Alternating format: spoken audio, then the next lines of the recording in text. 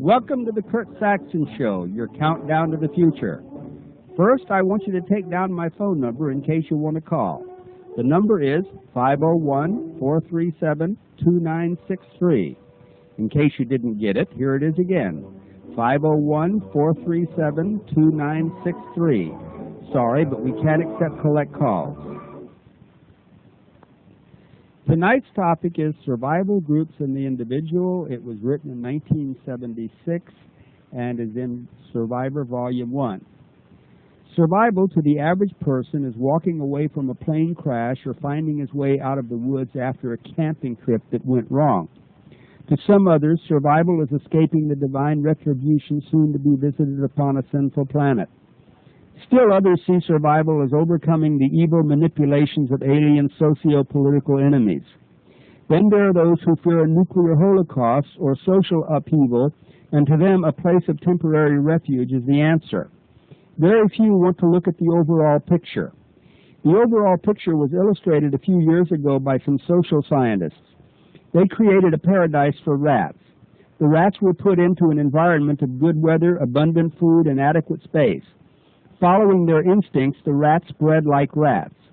After a time, the only scarcity was space. This created in the rats a demand for identification with some rats and a rejection of other rats. Gangs formed, with each rat considering the rat in his own gang an ally and the rat from another gang an enemy. As territory decreased, it was fought over by the gangs.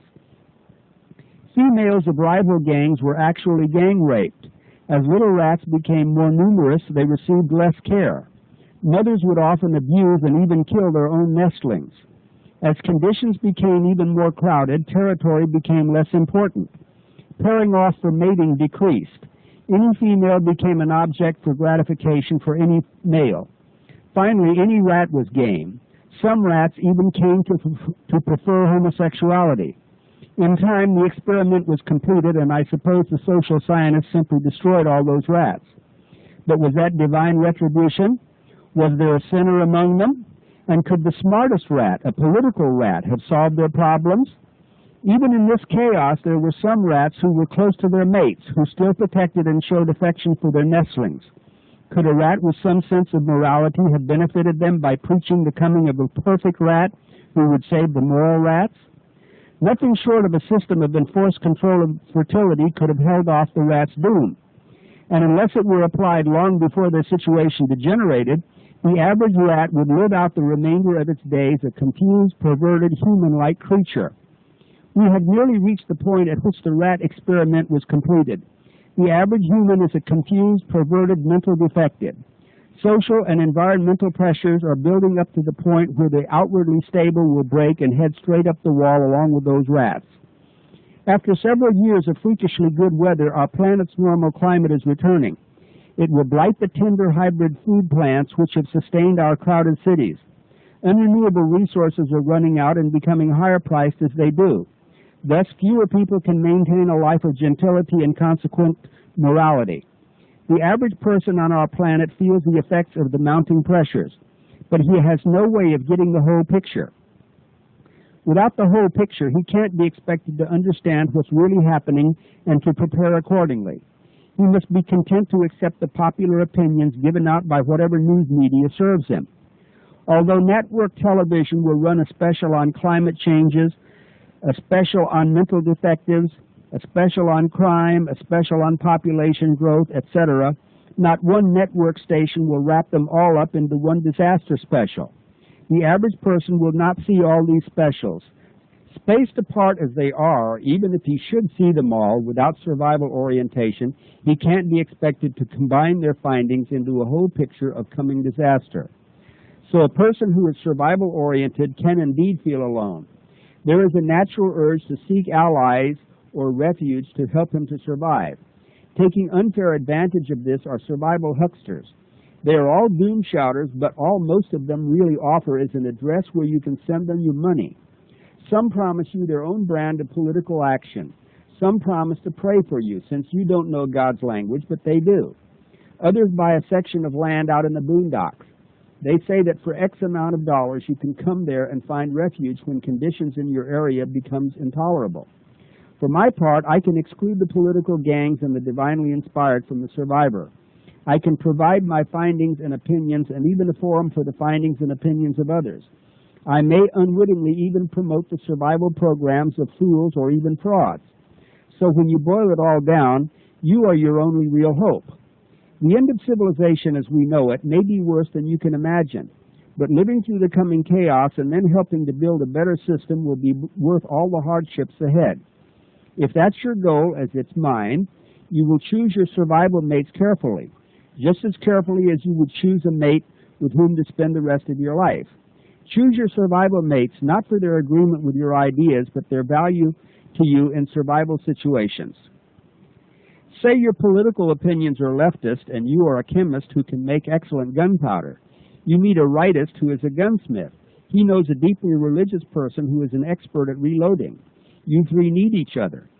Will you reject them because they disagree with you? Can you find two others with their skills who share your ideals? Can they? It's possible, but not probable, and you know it.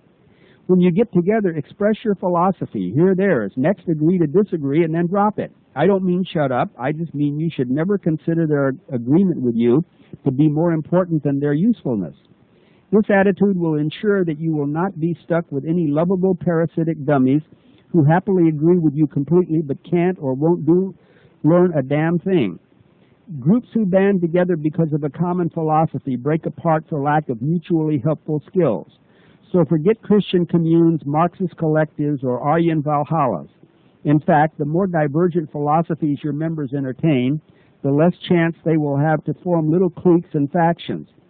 Besides, you will be happily surprised to find how differing political ideas cease to matter when you are with people who can actually do something. Aside from the consideration of survival mates, there is the consideration of the area and the type of area in which your chances of survival would be best. Should you pay $10,000 or more to someone who promises to provide shelter in some sort of survival camp when conditions in your area become intolerable? Should you run for the hills, buy a farm, move to a small town or the suburbs? Or should you make your stand in the city? Before running for the hills, you should realize that there is no more habitable virgin territory on this planet. Wherever you are, any hunter you know will tell you that last season he had to go farther out for game than he did the previous hunting season. As things worsen, there will be more poaching, more game will be killed off, and the surviving game will move further from inhabited areas. The remaining game anywhere would be just a supplement to a poor garden plot scratched out in some clearing. Even Larry Dean Olson would starve if he had to practice his woodcraft expertise on a permanent basis. So woodcraft is only a temporary stopgap at best. Learn it if you can, but don't plan to depend on it. I'd advise you to buy a small farm. That is, if you know how to work. You do your job 8 hours a day, 5 days a week, 50 weeks a year, and call that work.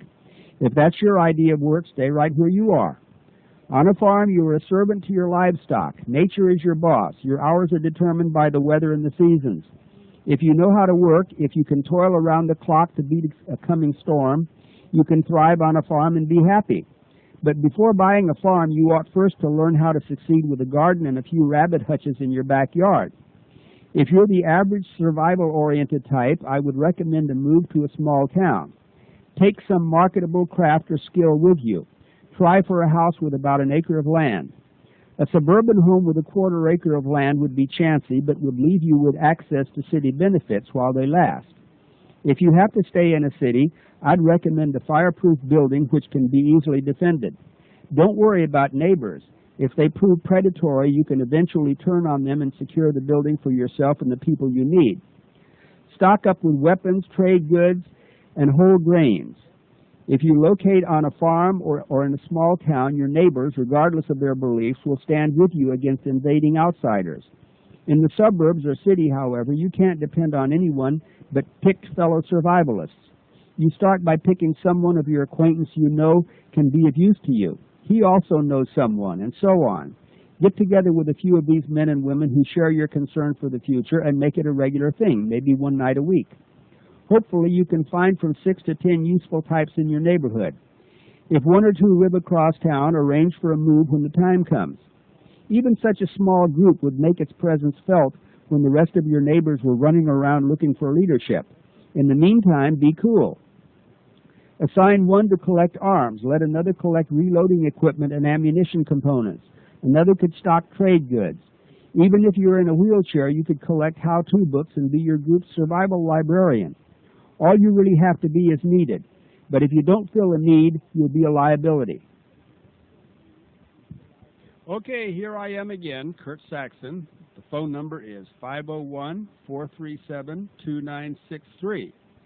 And the mailing address for my $10 information packet, which includes a copy of U.S. Militia, Shoestring Entrepreneur, and the David Koresh Last Testament, is P.O. Box 95, Alpena, Arkansas 72611. That's $10 to P.O. Box 95, Alpena, Arkansas 72611. Now, if you'd like a collection of these tapes or single tapes, they're $6 each or $25 for a week's shows. And you send to Jeffries Audio, P.O. Box 326, Alpena, Arkansas 72611. That's P.O. Box 326, Alpena, Arkansas 72611. Well, while we're waiting for a call, I want to introduce you to Gurney's Seed Company. I deal with them quite often, and they have the most extensive line of garden seeds that I know of, and they have the most beautiful catalog, just page after page of mouth-watering vegetables that you can grow. And I'm going to give you their address. I don't see a phone number, but it's Gurney's Seed and Nursery Company, 110 Capitol Street, Yankton, South Dakota. That's 57079. That's Gurney's, 110 Capitol Street, Yankton, that's Yankton, SD, 57079. Now again, my phone number is 501-437-2963. Now if you order this catalog, it'll be sent to you free, and it's about time to order it now because you want to get set up before spring comes, and you want to think about getting a tire garden and all the whatever it takes to grow your own stuff. And let's see here. Yeah. Well, now, in case you are not interested in the information packet but would like to start off with the subscription to Shoestring Entrepreneur, then send $15 to P.O. Box 95, Alpena, Arkansas 72611, and I'll send you the first issue of that plus about 8 or 10 issues of The Survivor. And we'll give you all the back issues that we still have, so the quicker you send in, the better chance you are of getting the back issues. And if you'd like to subscribe to U.S. Militia right off, then send $35 to P.O. Box 95, Alpena, Arkansas 72611, and you'll start off with the first 3 issues, and you'll get 12 more in the mail.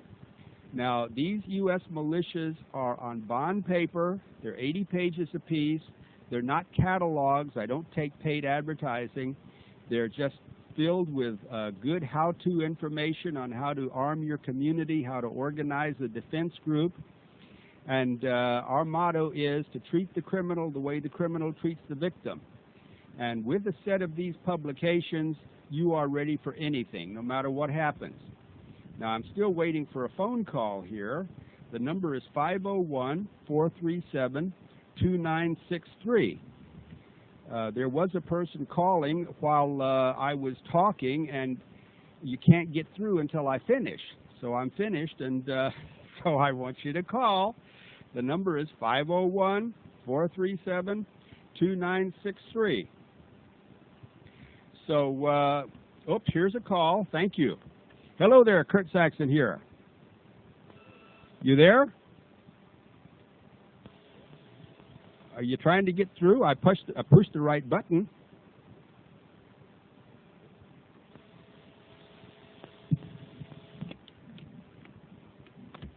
Now, can you hear me? Well, okay, hang up and you'll have to try again. You didn't get through. I pushed the button, but nothing happened. Anyway, the phone number is 501-437-2963. And you people ought to have a pencil and paper, because just about any time I'll be giving out addresses of books and all kinds of good stuff, even from other people. Hello, Kurt Saxon here. Good. How you doing? John from West Virginia. I'm glad you called, John. You saved my life. Good. I was the one that was calling while you were talking. I was getting impatient. Oh, I'm sorry, John. I'm teasing. I had a couple suggestions, if I may, respectfully. Yes? I have a couple suggestions, if I may, respectfully. Well, go ahead. One, it'd sure be nice, I think most of us would like to maybe hear a few shows on the U.S. militia. Maybe you could break them up into recruitment, security, things of that nature. Okay, then tomorrow I will read the editorial for issue 1 of U.S. Militia. You might get a kick out of that. That'll be Monday, right? Yeah. I'm sorry. See, I get confused. And like at the last part of the show, as it says, I'll talk to you tomorrow. Well, I won't talk to you tomorrow. I'll talk to you Monday. Just disregard that.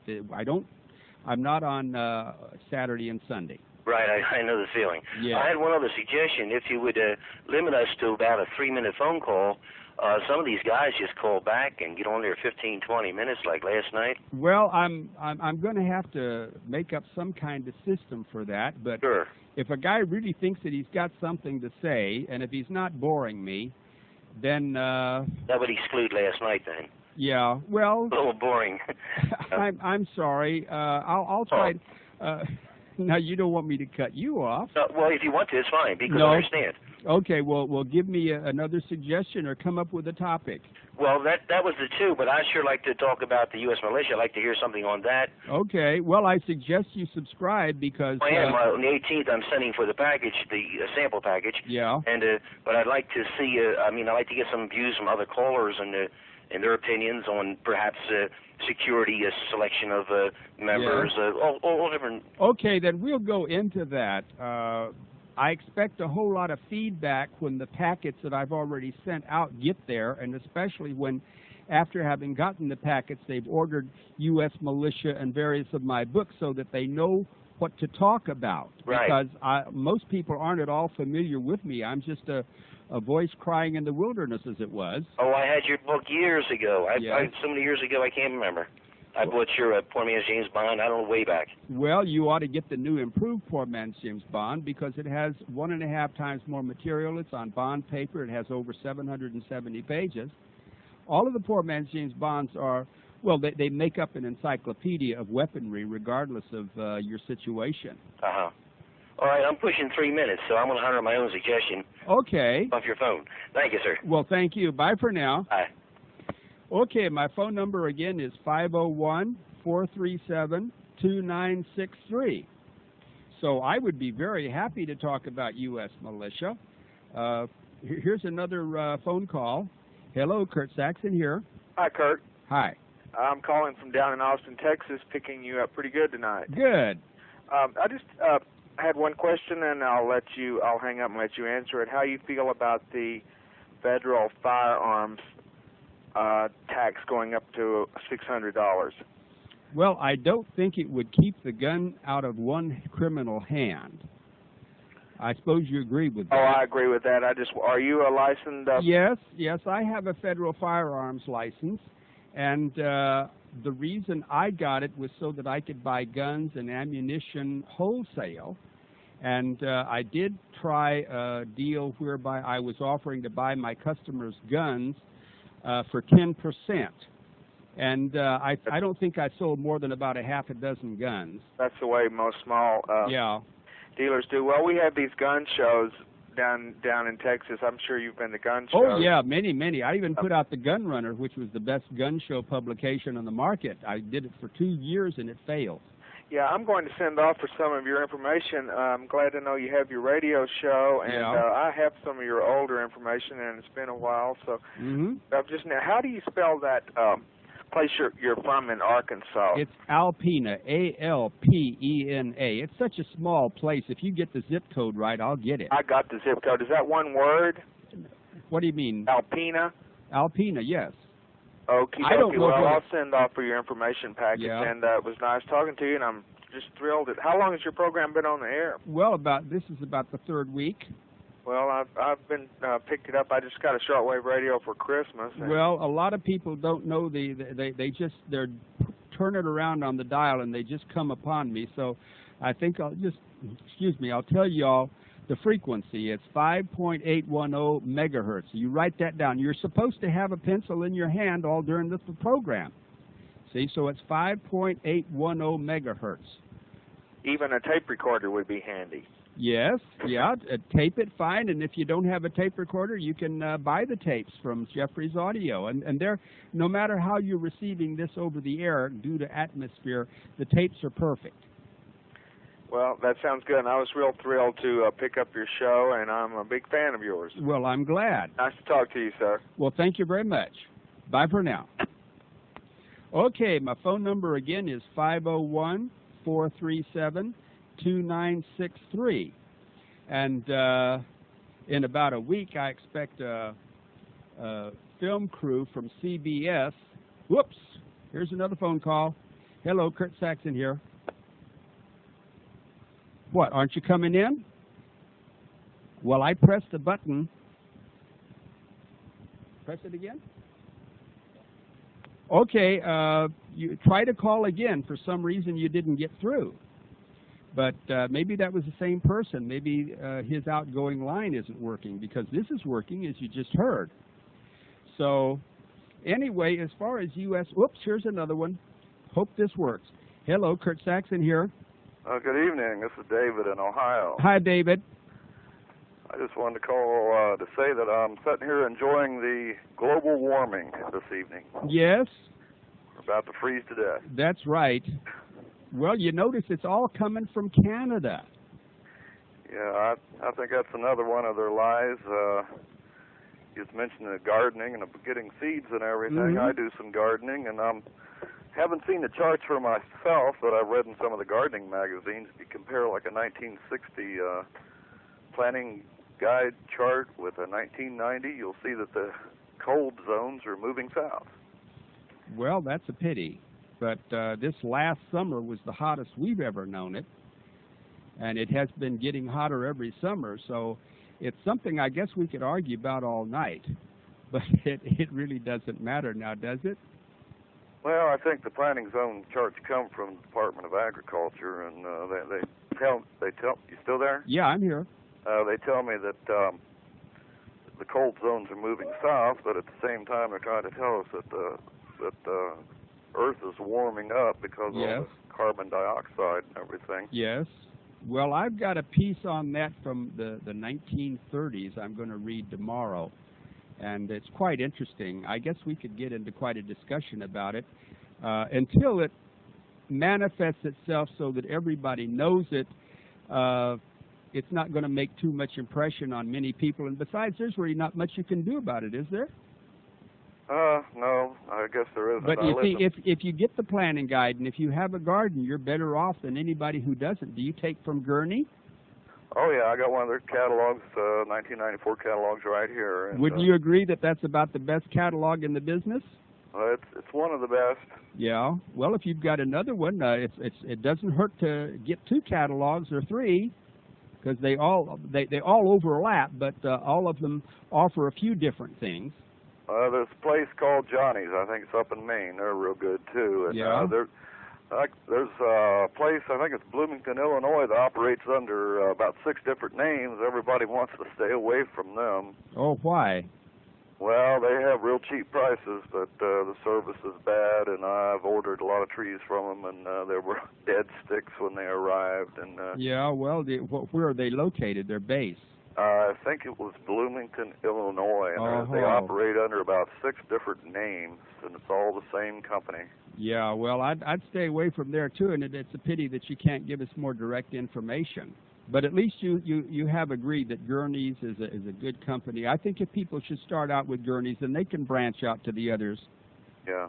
Well, I just wanted to say I lived in Florida for 7 years, and talked to the old-timers down there. They all said it was getting colder. Florida was getting colder, and I know while I was living there, an awful lot of the orange groves got frozen out, and they just finally gave up. They'd been frozen out so many times, so it just seems to me that things are getting colder, not warmer, and you know, I've often wondered why are they telling us that it's getting warmer, unless maybe it's a political thing got to do with this one world government, so somebody can come in and tell us how to run the country and control our industry. They say that we're the biggest polluter and causing this global warming, and I wonder what your thoughts is on that. Well, a lot of people on the opposite side is saying we're heading for an ice age.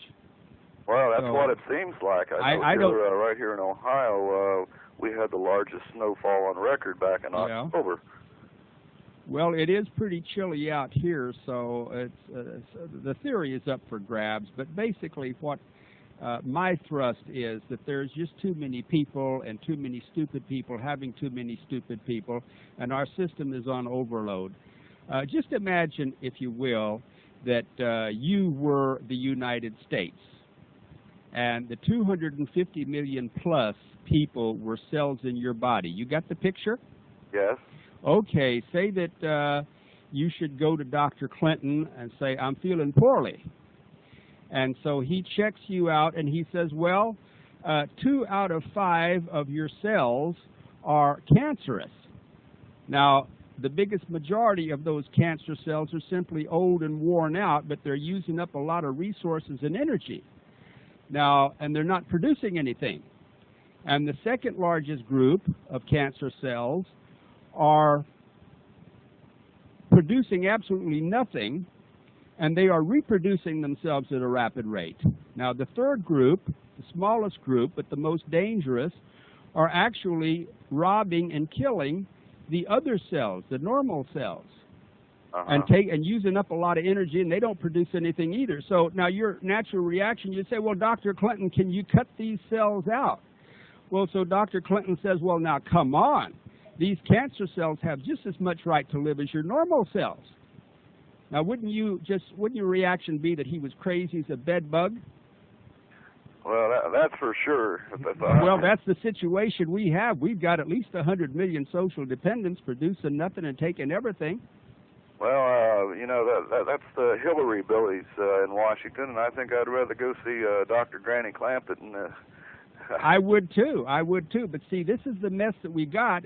Now, if you got, we've got 250 plus million cells on our political body, and about 100 million of them are cancer cells.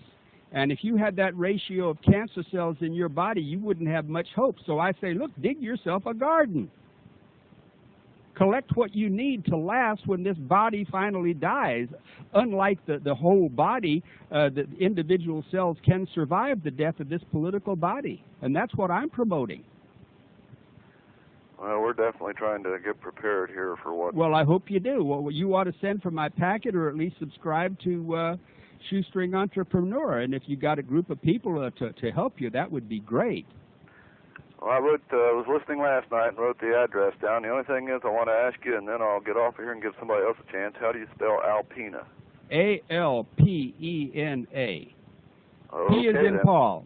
Now, it doesn't matter if you get the zip code right. It's just a small place. We don't have a police station or a motel, and everybody knows where it is. Nobody wants to go there, which is a good thing. Okay, I'd be real interested in the set of books you have on of doing things yourself, the old ways. That's what it's all about, and that's all that it's all about. I ran across a book called Stocking Up 3, printed by Rodell. It's a that's good a book. Real good book for someone that's starting out, want to know how to preserve food and what varieties to grow and how to dry and can, and it even gets into meats a little bit, and tells you where to find information on butchering. Yes, that's an excellent book. You can buy it through any bookstore. You could get it from your library probably, but it's something that you better have. Yeah, it's a real good book for somebody that's starting out. And wants well, it's stocking up, regardless of the number of the volume. I guess volume 3 is just the latest. Yes. And it's put out by Rodale, and you can buy it through most health food stores also. I got mine, I think, from Johnny's seed company up in Maine. Yeah. They carry it too. Okay, well, I don't have Johnny's address, but maybe somebody will call in Johnny's address. Do you have a Gurney catalog? Yes, I have the Gurney catalog, the new one right here, and let me see. Just reaching up here for a Johnny seed packet. I don't want to keep you too long. I thought maybe I'd have it here, but,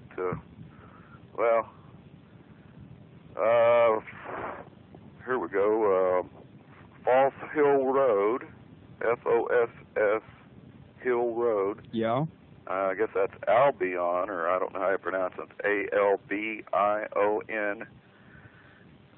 Maine, 04910. Good. I'm sure they'll send a free catalog, and that's Johnny's. Remember, now you people are supposed to have your pencils ready. The catalogs gives you a lot of information on the planting and caring for the plants and so forth that some of the others don't. Well, that'll be extremely valuable information. Okay, let you go then. Thank you very much. All right, thank you. Bye for now. Bye.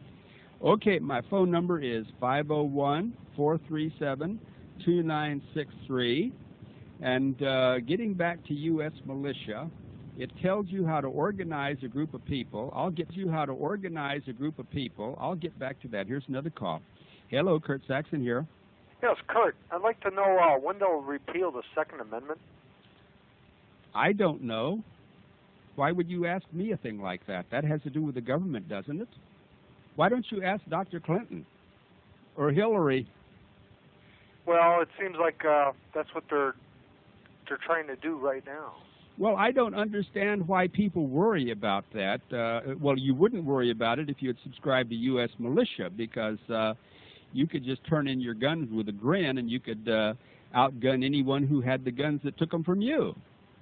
Because it teaches you how to make all kinds of weapons that are a lot more deadly than what you buy in the gun store. Right. You could never be disarmed, especially if you've got U.S. Militia and a set of the poor man's James Bond. Okay. All right, I'm going to have to subscribe, I guess. I think you would love it. I guarantee that. Everybody does. Okay. Is that the number? What? It costs you $35. You start out with the first 3 issues. You get 10 more. You get 9 more as they come out. And the address is P.O. Box 95, Alpena, Arkansas 72611. You'd really be thrilled and amazed. Okay. Great. Nice talking to you. Sure enough. Thank you very much. You bet. Bye for now. Bye. Okay, here I am again, 501-437-2963. Another call. Hello, Kurt Saxon here. Hello, Kurt. This is Don from North Carolina. Hi, Don. Kurt, I want to order this stuff that you're advertising. Mm-hmm. But I'm not really interested in David Koresh's writings, even though I'm against what happened to that outfit. Okay, then. You don't... If I wanted the poor man's James Bond and the Survivor and the Militia.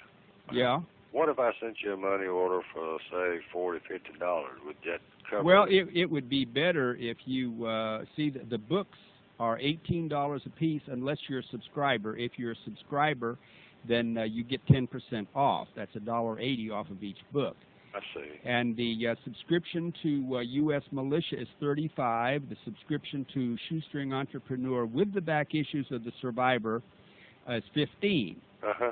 And you don't need to order the Koresh book. Okay. So also this way you get you started. If you order the U.S. Militia, you start off with 3 issues. If you order the Shoestring Entrepreneur, then you'll get about 10 or 11 back issues of the Survivor. You see, I mainly changed the name of the Survivor because I did Volume 8, Issue 12, and then I figured, okay, I'll change the name to Shoestring Entrepreneur, which is mainly telling you how to sell anything that you can make or grow, get a business for yourself, and leave the more radical statements out of the Shoestring Entrepreneur and put the really radical, great fun stuff in U.S. Militia. Yes, sir. So basically, what you're telling me is what would be the best subscription for me to send for to start off? Well, I think you ought to send $15 for the Shoestring Entrepreneur, and the back issues of the Survivor describes U.S. Militia. So I would get the necessary information in order the other. Yes, you would. Oh, okay, Kurt. Okay. All right, enjoy it. Pleasure talking to you. Well, thank you. Yes, sir. Okay, bye for now. Good night. Night. Now the number is 501-437-2963. Got another call. Hello, Kurt Saxon here. Good evening, Kurt. How are you doing tonight? Doing great. That's great. Sounds good. I just had a question. Does any of your literature that you send out cover anything about home distilling? Now, I know... yeah, well, the back issues of the Survivor do. They start making, like, say, sour mash? Or yeah. Oh, yeah. Yeah. Okay, that's what I wonder, because that seems like that would, along with cigarettes and things like that, even though I don't smoke, and my dog and I don't smoke, we were discussing tonight something to stockpile. Sounds like a good idea would be booze. Oh, yes. Listen, if you can make booze... Weight in gold, it seems like eventually. Oh, listen, I tell you. And booze is so easy to make, my goodness. That's what I wondered.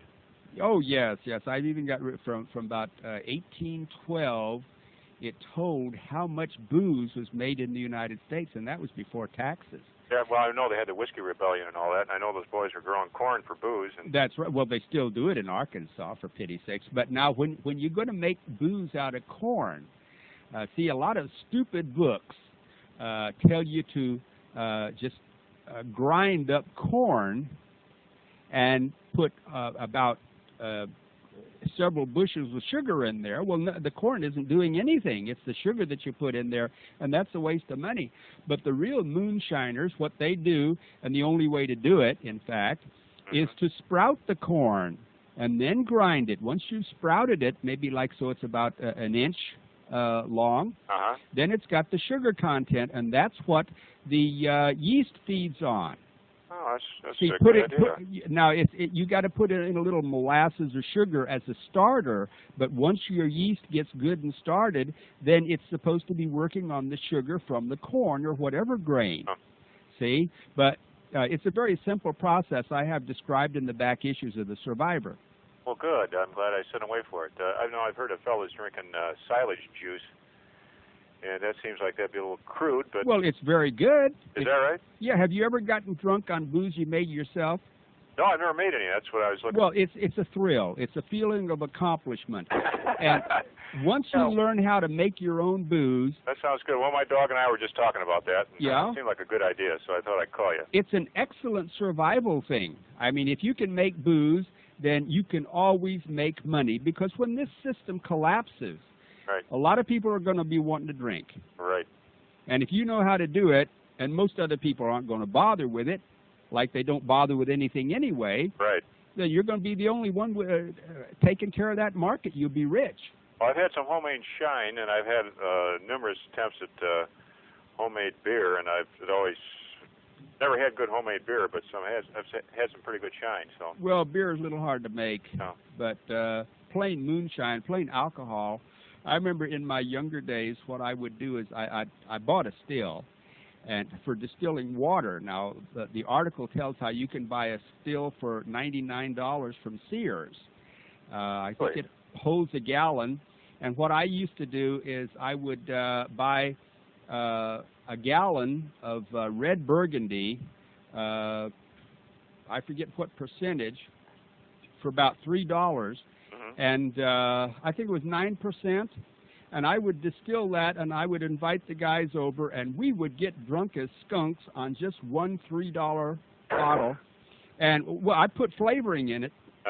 Oh, it was wonderful. You learn how to do that stuff, and you got a feeling of accomplishment that's better than a degree. Well, hopefully I'll be getting at one of the back articles from what I sent away for it. Looking forward to it. Okay. Thanks, Kurt. Thank you very much. Bye for now. I know. Now, my phone number is 501-437-2963, and I hope you got your pencils handy. So I'll see if I can get a word in edgewise about U.S. militia. Oh, here's another phone call. Hello, Kurt Saxon here. Yeah, Kurt. This is Ernest McCaleb from Natchez, Mississippi. Hi, Ernest. You and your wife came in to a gun show, and we had some spaghetti together. Oh, yes, I remember you. Yeah, I really have enjoyed all your books. I have never gotten around to ordering the second issue of or the second edition of Poor Man's James Bond. What kind of material does that? Well, if I can, what I'll do is I'll just take advantage of this. I'll read you what's in Volume 2 of the Poor Man's James Bond. See, all of these Poor Man's James Bond volumes are a collection of books way out of print, written by the best authors. Now, the Volume 2 has the complete text of the Poor Man's Armorer. It's got Improvised Munitions Handbook, American Jiu-Jitsu, from 1941, I think, Chemicals in War, tells you how to make poison gases in your kitchen, and The Chemistry of Powder and Explosives by Tenny Davis, which is almost a Bible for explosives people. It's a little technical for your kitchen, but at least it'll give you an understanding of all of these great things. Yeah, well, I've always loved your books. You sent me a whole stack of stuff, as a gift, and I do appreciate it. Mm-hmm. How's the wife? Well, she's fine. We were up in let's see, what's that town up there in Arkansas where they have it's kind of like Swiss. Oh, that would maybe Eureka Springs. Eureka Springs, that's right. And I called you from there, and I said, well, we're going to come, but your wife was in Texas, I think, so we just turned around and that come. But well, she's back now. Sir? She's back now. Well. I just wanted to, I'm glad to hear you on the radio. I couldn't believe it. Well, it's true. Well, what do you see for the future? Is the future going to be an apocalyptic thing, or are we going to smooth sail right into this new world? It's going to be what you make it. Yeah. As far as the New World Order is concerned, I got no faith in it. The New World Order is planned by a bunch of idiots whose great-grandfathers did have a lot to do with the system, and they passed on half-baked knowledge to their half-baked descendants, and they can't get anything right. Hence, the world is falling apart, as you can see when you watch your nightly news. Well, I'll tell you, this Russian guy that seems to be acting like he wants to take charge is almost psychotic. I mean, have you ever seen him on this? Yes, I have, and the thing is, I like him. He's my kind of guy. At least, look, he's not talking out of the other side of his mouth. He may be a nut, and he may want to take Alaska back, but he's comic relief. Yeah. And I'll bet he takes over Russia. Yeah. Well, listen, it's been great talking to you again, and I just want to say thanks again for sending me the books as a gift. Well, subscribe to U.S. Militia, because that's something that you probably could not anticipate. It is probably the most outrageous publication concerning weaponry ever done. Well, I've got the Poor Man's Armor. Let's see, I've got several issues of Gun Runner. Mm-hmm. I've got you sent me a new copy of the Poor Man's James Bond, because my first edition was so tattered, and you signed it and autographed and everything, and Victoria's whatever, and then you sent me a pretty good. Okay, this militia thing, what is it? U.S. Militia, $35 will get you the first 3 issues, and you get 9 more as they come out. And they're large and very informative. They teach you the wildest things to do. It's a regular fantasy land, but the thing is, you can apply it if you just have to have it, and then you've got your territory clear of everybody that you don't want there. Yeah. Well, when I talked to you when you were, a guest in my home, you said you had thought about maybe putting out a book on, revenge, some of these revenge books. No, well, there's a lot of that stuff in my books, but that's sort of... Yeah, that's not for... I'll leave that to Clarence, my character in U.S. Militia. Yeah. Oh, but incidentally, you people called me one time when I couldn't get to the phone, and then, well, no, you said you were going to come over, and then I was on the phone talking to someone I couldn't hang up on, and I guess you got tired of waiting and you took off. Well, you know, I felt really bad about that, but well, I felt bad because it was just someone I couldn't get off the phone with. Oh well, I understand. You know, I wish we could have both come up, but yeah. Well, there'll be another time. And look, thanks a whole lot. Yes, thank you. Okay, bye for now, buddy. Come on. Okay, my phone number is 501-437-2963. So you ought to have had your pencil there. Here's another call. Hello, Kurt here. Gotcha. Good. How you doing? Doing fine. Who am I talking to? This is Ron in Texas. Good for you, Ron. And, well, I'm another one. You know, Limbaugh, he's got about 25 million of them. Mm-hmm. There's other talk show hosts like yourself, and they got a few more million. Mm-hmm. And you know what we are, don't you? No. We're all right-wing fanatics. Yeah. Well, I used to be a right-wing fanatic, but I gave it up. Oh, you did? I'm not a well, I may be a fanatic, but I gave up politics. Oh, See, you I don't associate right-wing with politics. Well, I don't believe in any kind of political solutions. It's every man for himself, and take care of yourself and your family, and maybe help a little in your community. But when you start writing to your congressman, who is right in the middle of it, and he's got his hand in the till, I mean, what good is that? No good. Absolutely no good. I've heard you for the first time tonight, Kurt, and... Well, I'm glad. You're okay. You're okay. Well, I think if you send for my information packet, you'll be delighted. We've decided to send for the militia thing. Okay. Oh, okay. Then you don't need to send for the information packet. I'll throw in a couple of bucks. You know, you got to have a cigar now and then. Yeah. Well, no, just send me because it's best if you just send the $35.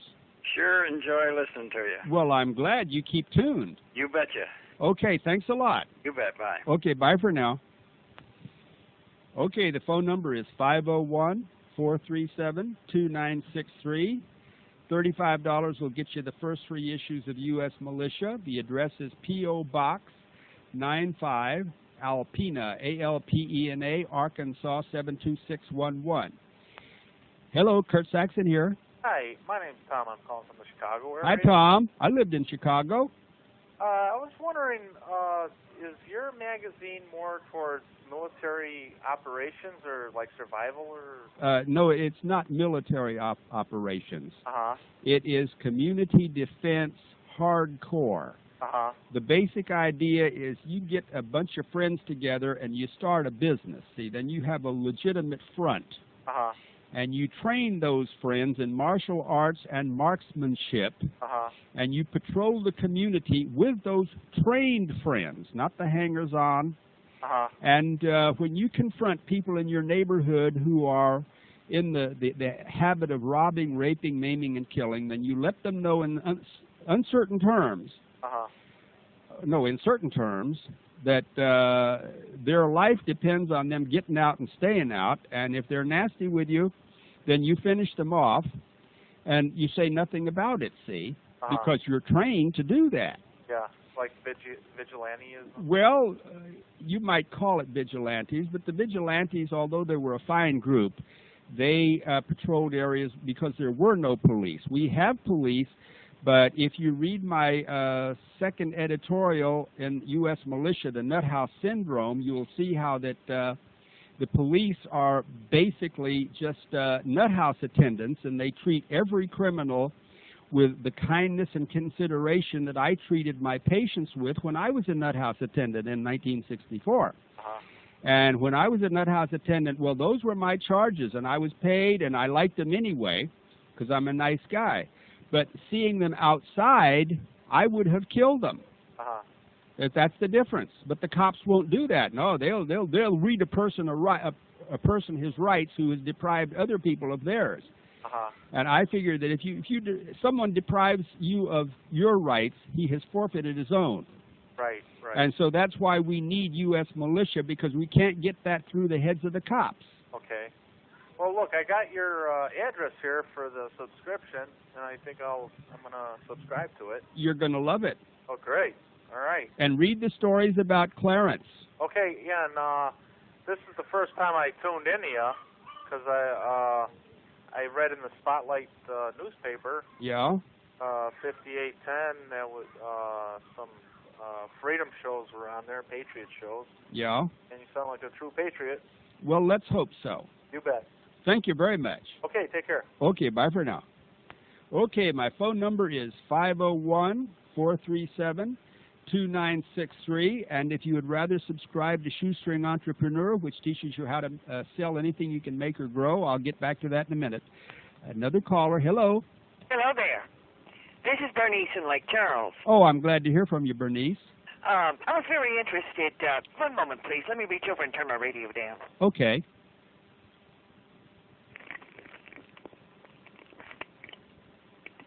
Very interested in the advice that you were giving your listeners about ordering seed catalogs. Yes. Well, if they would contact their county agent, it's listed in their telephone directory. Good suggestion.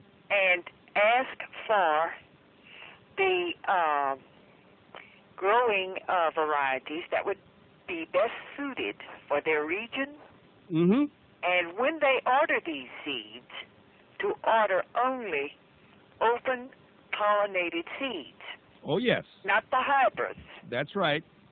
And two, most states publish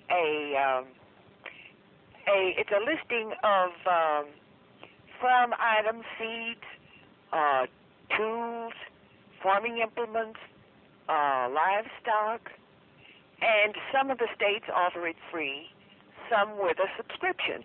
Yes. And but most seed catalogs are very interesting. Oh, yes. Because they offer, lots of good tips. Do you have gurneys? Oh, absolutely. I just received mine last week. It's beautiful, isn't it? Yes, and Park Seed Company in, I think it's Greenville, South Carolina. Well, I know about them. They're a very good firm. Yes, and Hastings in, I think it's Alabama, Georgia. Well, now Parks will do their mail order for Hastings. Mm-hmm. I just received my catalog from Park, and there was a letter on the back of the catalog noting this from Hastings. Yeah. That Parks would take care of their orders. So, good.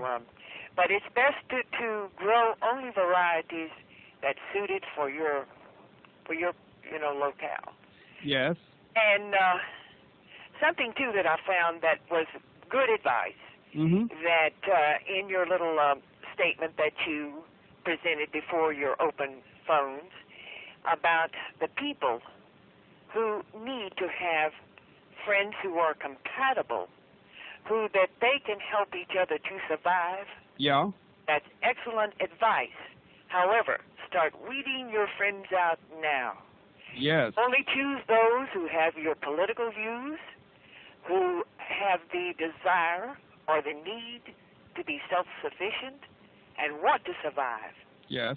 And above all, the first quality, of course, you're going to want people who can contribute. That's most important. Well, that is the most important, and I think I stressed that. I think, though, Kurt, that the thing that is number one on the list is dependability. Can you depend on this person?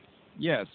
Yes, that's so what you start choosing your friends wisely, and if you don't think that some of these come up to standards, weed them out. That's right. And get tough. That's absolutely right.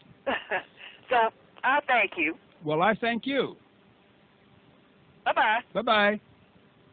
Okay, the number is 501-437-2963.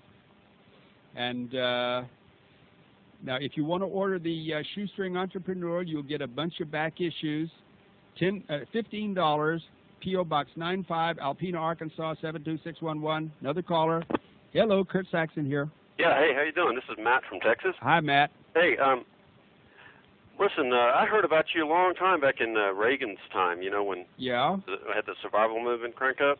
Yeah, that was when I was in Eureka, California. Okay, yeah, but I mean, I remember seeing some of your books and some magazines and all that. Yeah. So it's good to know you're still around. Oh, yes. I've got a question. I am a city dweller, and my biggest concern right now is how to keep my guns, you know, if and when, you know, the government demands that we register them or turn them in or whatever. Well, Janet Reno is against registering guns. She says it would serve no purpose. What's she in favor of, just confiscation? No, I don't know what she's in favor of, and I think she's a little silly, but she's a little practical, too. That's rare to find in a woman that goes that far up in politics. But maybe she's a screwball. I think they all are. I don't think you can depend on anything they say, but they all disagree with each other to the point where I don't think they're going to get anything done, good, bad, or indifferent. I mean, look at Dr. Clinton, for one. When he was in Arkansas, governor here, he never did anything, but he told everybody that he was doing everything for everybody. It was like he was trying to satisfy both the flea and the dog. And that's what all he's done now. He's not done anything for anybody. He put, just most of the things that he's finally passed on, taken credit for, was started long before he got into office. That's interesting. So you don't think there's a real possibility that, you know, they'll start trying to confiscate guns or anything? Well, I don't know who would do it. Who will bail the cat? I don't know. The ATF, maybe? The ATF has less than 5,000 agents, and the average cop is too smart to go knocking on doors. I'm afraid, well, okay, they might do what they do in California, which is say you have to register your semi-automatic rifles or else you're a felon. Yeah, okay, I'll go over that again. They made it a law that you had to register your semi-automatic, and there's over 300,000 semi-automatics known to be in California. And to date, not more than 15,000 have registered them. So I lived in California, and I wouldn't register my gun, and I wouldn't worry about it. So it really doesn't matter. They can pass laws and decrees, and they can say what they're going to do and what they want to do, and they're a bunch of idiots. They're all at the public trough, and they're trying to please everybody.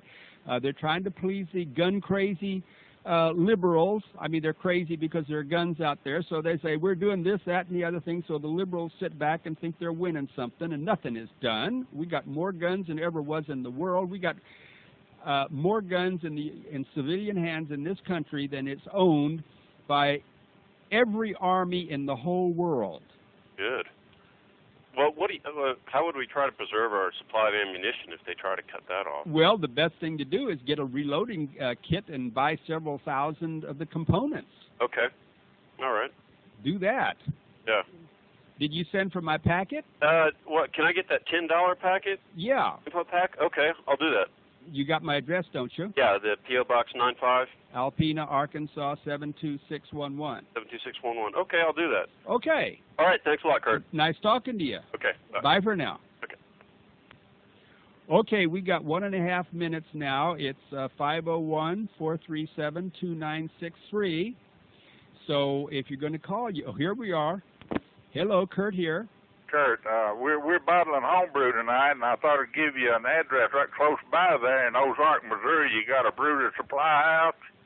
You can get their catalog is 1-800-321-2739. Or get your free catalog out of Ozark, Missouri. Oh, good. Well, give supplies and your winemaking supplies. Well, what is the name of the company? The Home Brewery. Okay, the Home Brewery. It's P.O. Box 730, Ozark, Missouri. P.O. Box 730. Yeah. Ozark, Missouri. 65721. 65721, and they'll give you a free catalog. And you can call them toll free, 1-800-321-2739. Oh, that's wonderful, because we're making some of the best beer you ever had in your mouth. I'd throw Budweiser away just for the bottles. Good. Hey, that's wonderful. See, now you nothing's going to happen to you. I'm making mead too. You know, the Bible talks about wine and strong drink. I never liked mead. But make it with apple juice, Kurt. You'll love it. Oh well, maybe so. But I think you've full got of water. and follow the rest of the recipe like you want it. If you want it dry, don't put too much honey. If you like it sweet, put a lot of honey. Okay, look, we're about to sign off now. It's good. I'll talk to you later. Oh, you do that. I appreciate it. Thank you very much. Bye. Bye for now.